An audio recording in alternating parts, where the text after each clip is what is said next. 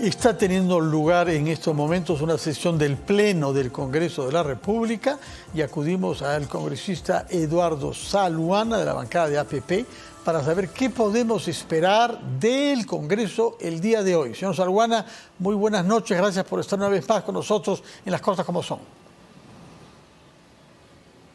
Fernando, encantado, muy buenas noches. ¿Qué podemos esperar? ¿Cuáles son los temas más importantes de la agenda que queda pendiente todavía hoy, señor Zaluana?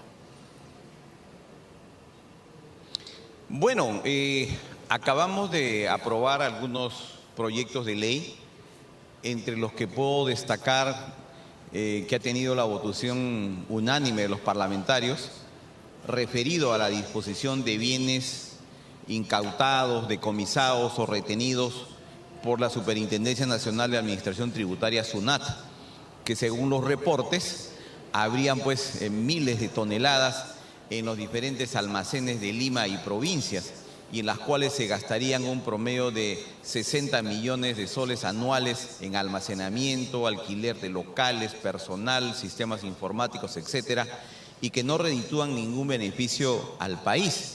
Y al margen de ello, la dilación de los procedimientos administrativos y judiciales hace que en muchos casos los bienes retenidos en la aduana por diversos motivos terminan en desuso o terminan inutilizados por el tiempo. Entonces se perjudica el Estado y también el particular intervenido, ¿no? Entonces se ha generado un procedimiento ágil que va a permitir que esos bienes sean dispuestos por la Administración Tributaria a las autoridades que la soliciten. Comprendemos el interés del tema. Entre tanto, les ha llegado la noticia, sin duda, como al resto de los peruanos, que la Fiscalía ha solicitado una prisión preventiva para el congresista en ejercicio, Roberto Sánchez, que fuera ministro de Pedro Castillo, de la misma manera que a Betsy Chávez, que ustedes suspendieron.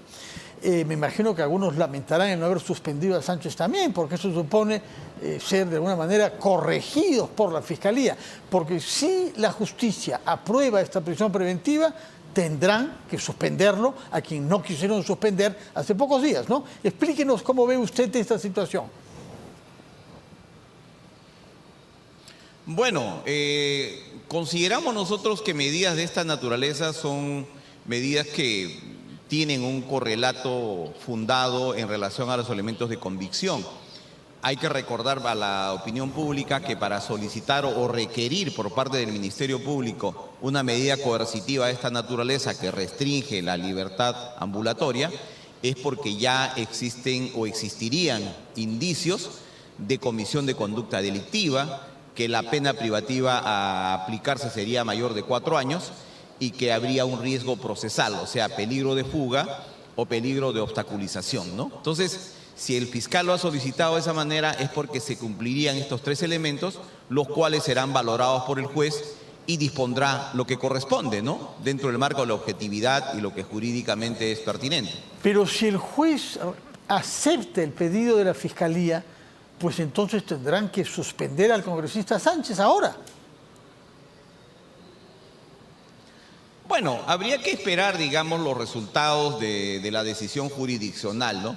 Y lógicamente el Congreso tendrá que asumir una actitud en correspondencia a esta decisión del poder que estamos refiriéndonos. De acuerdo.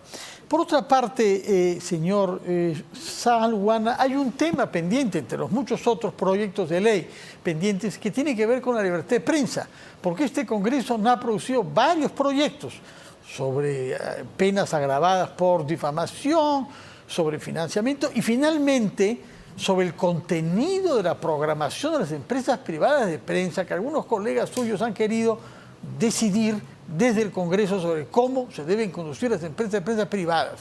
Usted conoce ese proyecto, quisiera como abogado y como congresista su opinión sobre él. Bueno, yo personalmente no comparto ese punto de vista.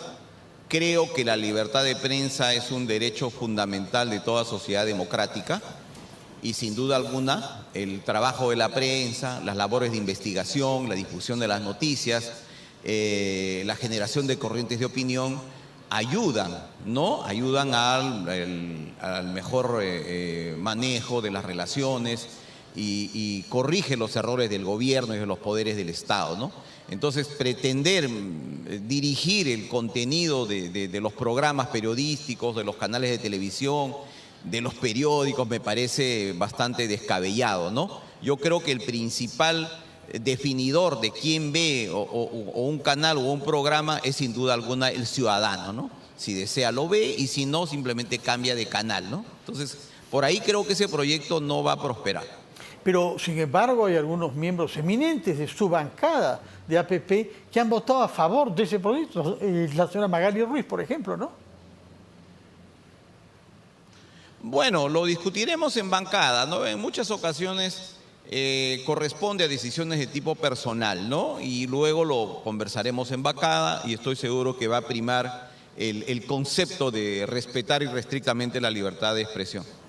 Muchas gracias, congresista Eduardo Saá Luana, por sus explicaciones y, bueno, quedamos a la espera de ver cuándo es que va a discutirse ese proyecto de ley y si la bancada de APP, como usted parece creer, votará en su conjunto contra una medida que, según usted, limita la libertad de prensa, como parece obvio cuando se trata de programar que 40% de lo que un canal o una estación de radio emita sea música, sea cultura, sea folclore o lo que sea, pero no información y sobre todo no meterse con la política. Muchas gracias por sus palabras, señor Saá Luana, y que tenga usted buenas noches.